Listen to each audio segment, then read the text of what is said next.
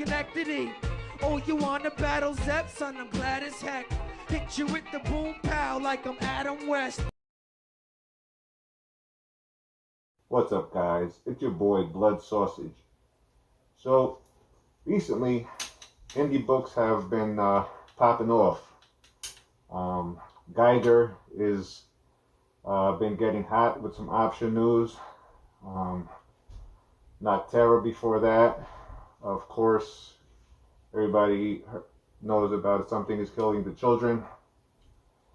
And, there's many good indie titles.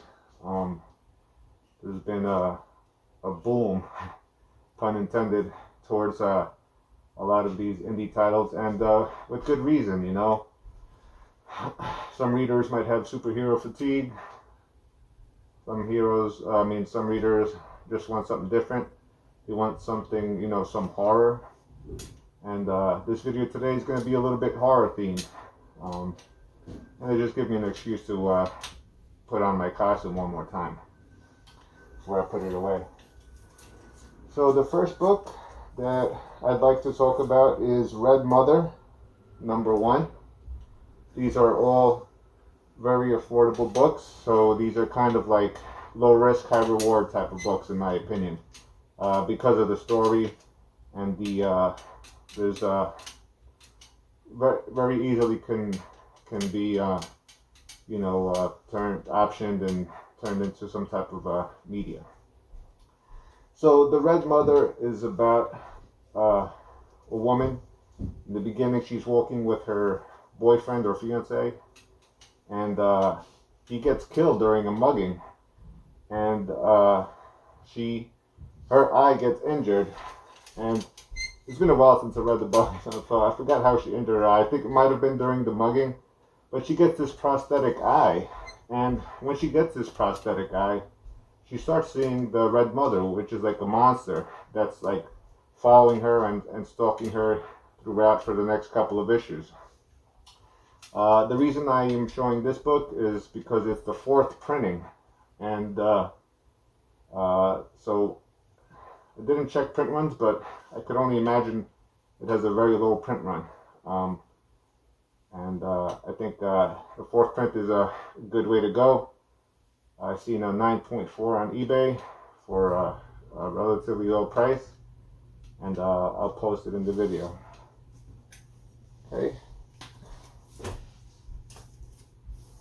Next book that I want to talk about is Touching Evil, #1. So this is about a story of a guy. He's a prisoner. He's 90 years old, but he's cursed. And with this curse, he's immortal until he eventually passes on the curse. So the prison wardens are aware of this, and they use him as a killing machine when they have a problem inmate. This is a curse placed upon the guy, so he's kind of like burdened with, killing evil people, right? Because if he touches you and you're evil, you die. He gets a visit from someone from his lawyer's office, right? There's, a prison visit. But his main attorney couldn't make it for some reason and sent this lady in his place, this female attorney in his place, and she was willing to listen to him, so he tricked her into passing the curse onto her, and now she's dealing with, this ability to kill people. He wanted to make sure that he passed it to somebody who wouldn't abuse this power or curse. And in a place like prison, you could imagine there was a lot of people that wanted this ability. And so he chose her because he's seen her as a more, righteous type of person. And he passed it on to her. And then, as you could imagine, she has to touch people. So he tells her to stay away from your family and your relatives. And she starts touching people towards the end, and they start dropping like flies. Inadvertently, but it happens. She finds out the hard way she has this curse. So, interesting book, and I think it would make for a good TV show. Another book is Philadelphia. Now this is the local comic shop day. I do have cover A. With these type of books, you do want to go for a #1 issue. Cover A, most likely this will be the most recognized cover. This is actually the local comic shop day.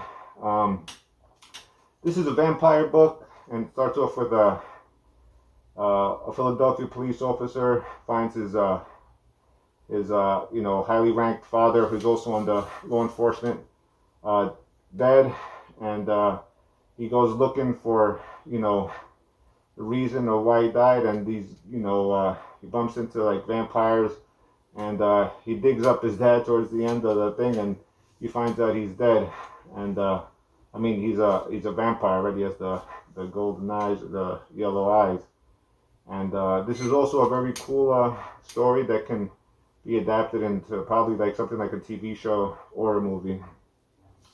So Philadelphia.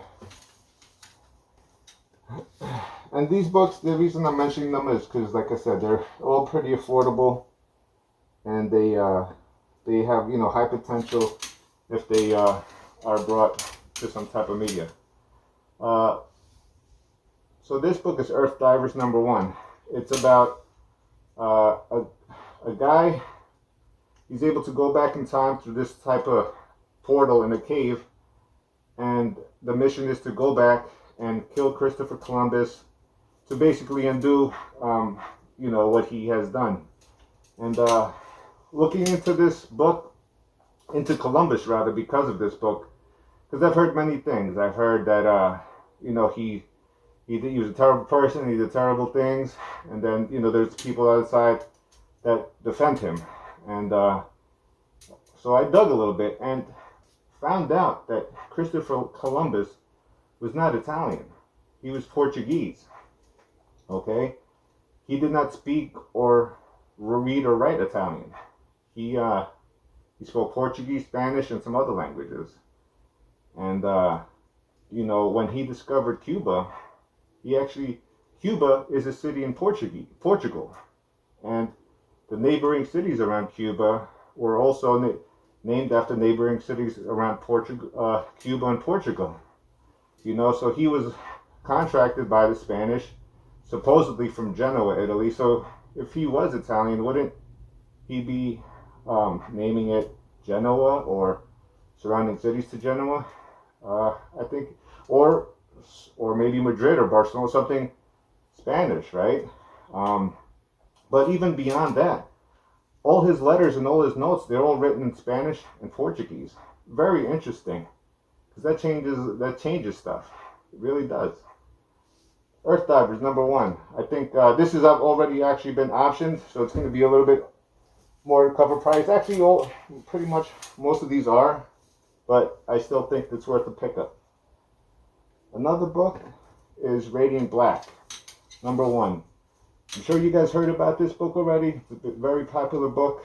It's actually the beginning of a whole Radiant Black universe. So this is the first print, cover A. The one I would recommend is the third print, 1 in 25. It's a lot rarer than this one, which definitely had a high print run.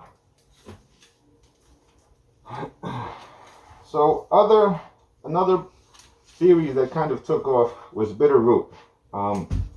Bitterroot is already, the first issue is a bit pricey, but I'd like to recommend these two because they're really cool covers. So this is #8. This is the Purple Rain homage, right? And these do go above cover.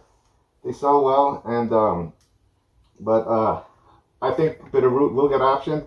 And when it does, these are nice alternatives to have if you can't get #1. And the other one is #10, right? This is the Juice homage.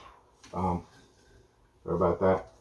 So like I said, just another really cool cover. Once this series gets optioned, which I have no doubt it will, this is another cover to have.